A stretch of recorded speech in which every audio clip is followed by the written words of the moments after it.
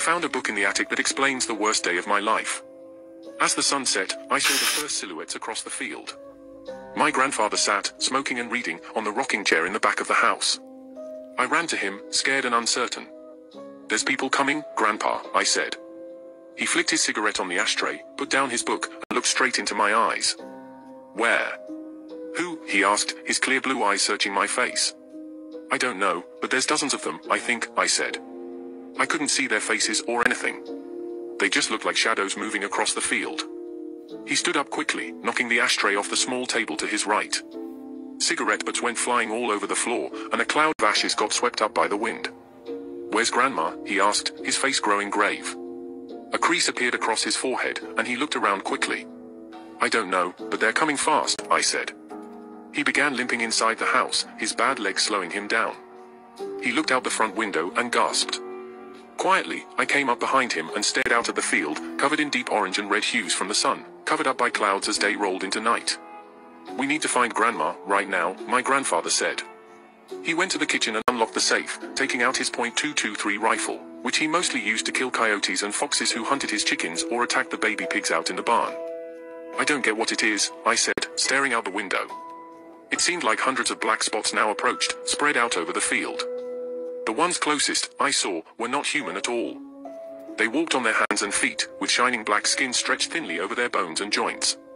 Silver tendrils of saliva rolled down from their mouths, and every time one of them got too close to another, they would begin to snap and hiss, their sharp, serrated teeth flashing with every bite. Their eyes had the strange look of a goat's eyes, with rectangular pupils. Placed on each side of their face, it looked like a small island of light in the darkness of space. The rest of their naked bodies seemed to suck in the light, causing a slight shimmering on their reptilian skins. "Oh God, they're back," my grandfather said.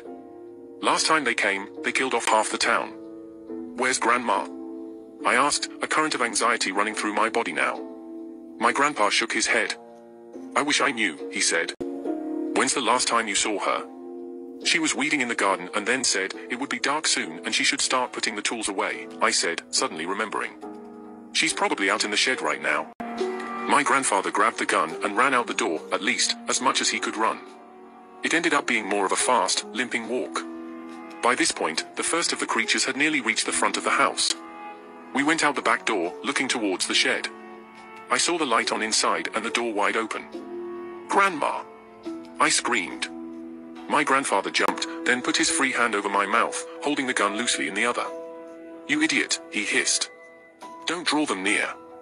Keep quiet. Do you want to die?" But it was too late. I heard growling and snapping from the front of the house, and the smashing of windows and doors. Then, on all fours, a few of the abominations came running around the side of the old farmhouse, attracted by my screaming. They hopped in a strange way, their abnormally long and thin arms going between their bodies as their legs pushed them forwards in constant jumping motions. They moved fast now, much faster than me, and in the growing darkness, they seemed little more than a blur.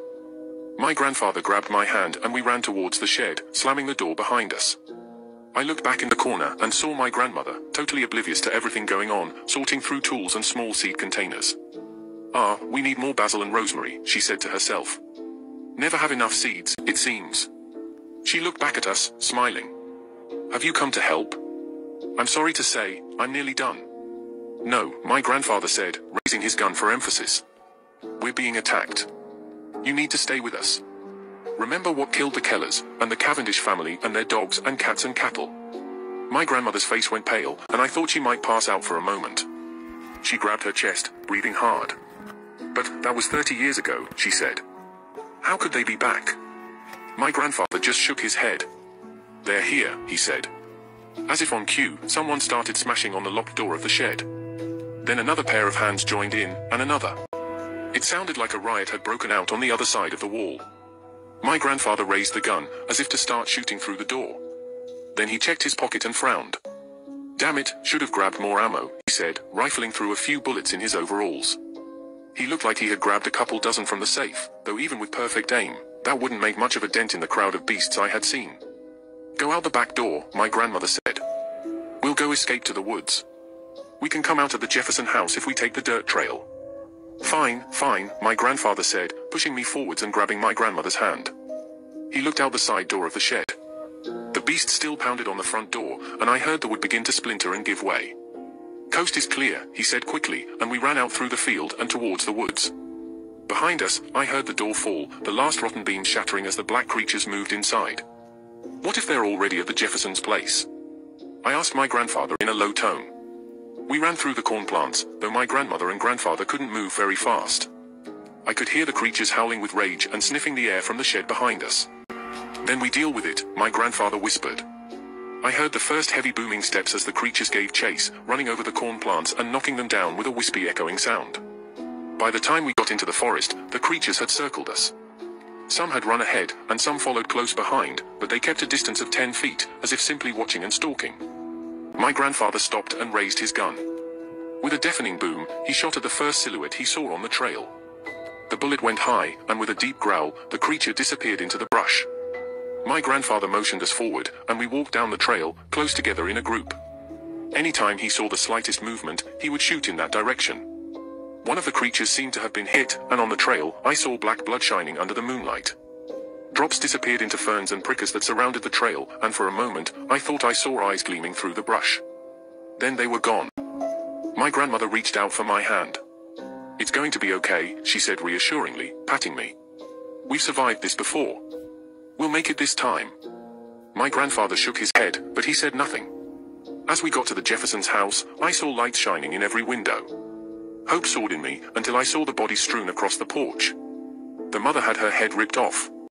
I saw a body with a blood-stained dress, the neck a mess of gore and bones. Looking up, I saw the head staged neatly on a metal fence post, the spike driving into the throat. Her eyes looked blank, her expression a mask of horror. The mouth stood slightly open, and the lips looked blue. The rest of the family lay around her, disemboweled, their eyes ripped out, the soft flesh eaten off of their faces. My grandmother pulled me to the side, looking over at my grandfather. Then she began laughing. He turned to her, confused. My pets," she said in an insane voice.